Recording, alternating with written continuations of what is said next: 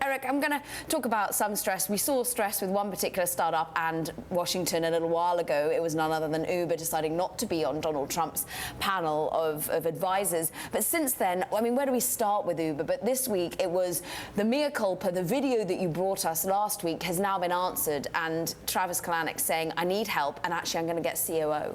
Right. For a second we were like, okay, he says he needs leadership help. What does that mean? And right now it's looking like they're going to hire a COO.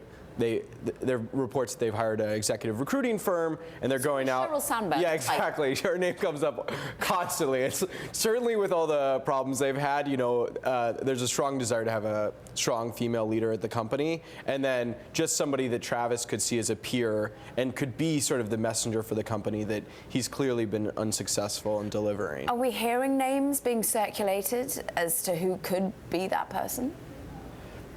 You know, I think there are, dream candidates. People talk about like Disney's old CFO, but I don't think there's any sort of specific reports of they've talked to this person and this is who they're considering. I think it's still premature for that. I mean, Mark, as I say, where do we start with Uber? Because it's not just been that that's been all-consuming and taking our attention. There's also been the interesting report that they have something called a Greyabll, where it's basically trying to get away from the authorities. In cities where perhaps they're not allowed, they are able to put up an almost fake version of the app that help cars dodge certain individuals. And now that's being taken offline. Right. There's been a never-ending parade of bad news. One of which was this Greyabll circumstance. So they came out and said that they will no longer target regulators and law enforcement officials with this program, which they say that they still plan to keep because they use it for other things, such as if they suspect somebody is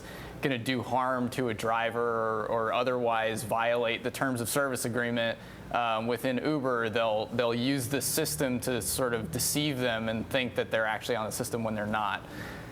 Eric, as the reporter on Uber, the key guy breaks all the news, how are they reacting in terms of, it has just been a perfect storm, a nightmare scenario for them, because you can sometimes have PR disasters, but to have them all seemingly in one short amount of time, it's been pretty painful. I think the morale hit is probably the most damaging effect. I mean, delete Uber, the hashtag, certainly had some impact on their business. I think a lot of the other controversies haven't had the same impact on usage, but I think they're constant.